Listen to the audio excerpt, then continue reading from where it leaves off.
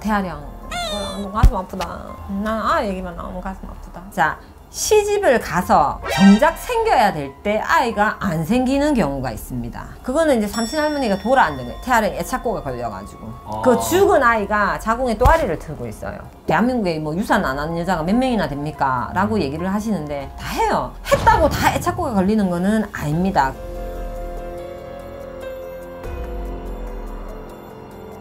안녕하세요. 신비의 혜아입니다. 네, 선생님, 이번 주제는 태아령입니다. 태아령. 너무 가슴 아프다. 난 얘기만 나오면 가슴 아프다.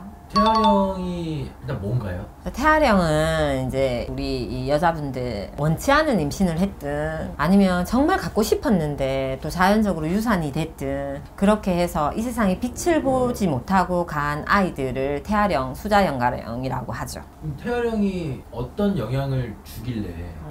엄마가 이 아이를 가지고 정말 이제 낳으려고 했는데 남자가 원하지 않아서 지웠든 아니면 나는 원치 않게 그냥 아무 죄책감 없이 이제 이 아이를 유산을 했든 아이가 애착고가 걸리든 엄마가 애착고가 걸려있든 둘 다 애착고가 걸리든 세상에 빛을 보지 못하고 갔어요. 그러면 이제 엄마도 이제 살아가면서 따로 결혼을 해가지고 세상에 빛을 본 아이들이 자라면서 또 거기에 좀 그리워하든 이제 좀 죄책감을 느끼든 이렇게 되면 이제 태아령에 애착고가 있거든요. 근데 요즘 이 대한민국 여자들 뭐 나도 유산했어요. 자연유산이든 내가 뭐 원치 않게 뭐 가서 뭐 했든 다들 유산은 합니다. 그러면 다들 물어봐요. 대한민국에 뭐 유산 안 하는 여자가 몇 명이나 됩니까? 라고 얘기를 하시는데 다 해요. 했다고 다 애착고가 걸리는 거는 아닙니다. 그 태아령이 문제가 되는 거는 아니고요. 자, 시집을 가서 정작 생겨야 될 때 아이가 안 생기는 경우가 있습니다. 어떤 경우가 있었냐면 연애를 하다가 다른 분하고 결혼을 하셨는데 이분 같은 경우는 몇 번의 유산을 하셨어요. 근데 지금 이제 시집을 가서 7년 동안 아이가 안 생기는 거예요. 병원에 가도 이상도 없고 그거는 이제 삼신할머니가 돌아앉은 거예요. 태아령 애착고가 걸려가지고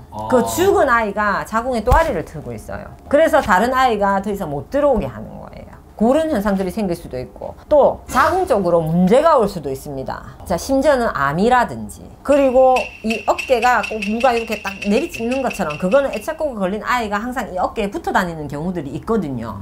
그런 문제들이 생길 수가 있고 또 이제 어떤 경우가 있냐면 자, 내가 예를 들어 덕분 씨랑 결혼을 했어. 근데 이제 덕분 씨 만나기 전에 남자친구 아이를 유산을 한 거예요. 원했든 원치 않든. 근데 이 아이가 나는 이 세상 빛도 바라지 못했는데 우리 엄마는 딴 남자랑 희낙낙 행복해 보이는 옛날부터 소문난 잔치에 애들 대접을 잘해야 된다고 얘기하거든요. 애들이 막 시끄럽고 이렇잖아요. 근데 이 아이가 우리 엄마야 라고 이렇게 탁 지어버리면 부부 사이가 이유 없이 계속 싸움이 일어나는 경우가 있어요.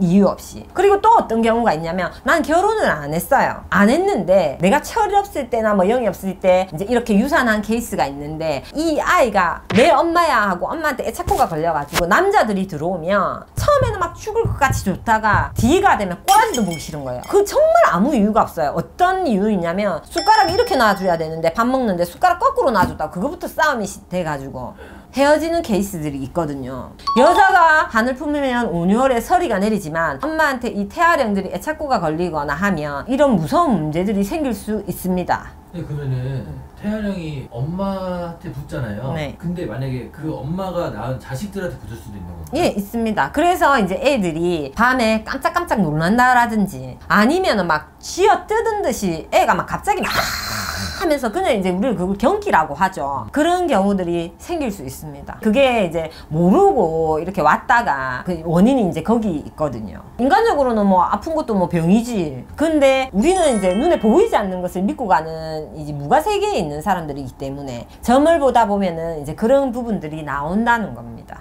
그래서 정말 병원에서 시험관하기 3-4번씩 했는데도 아이가 안 되고 근데 희한하게 진짜 와가지고 이제 그 아이 잘 보내주고 임신이 바로 되고 자연적으로 그런 경우들이 굉장히 많습니다.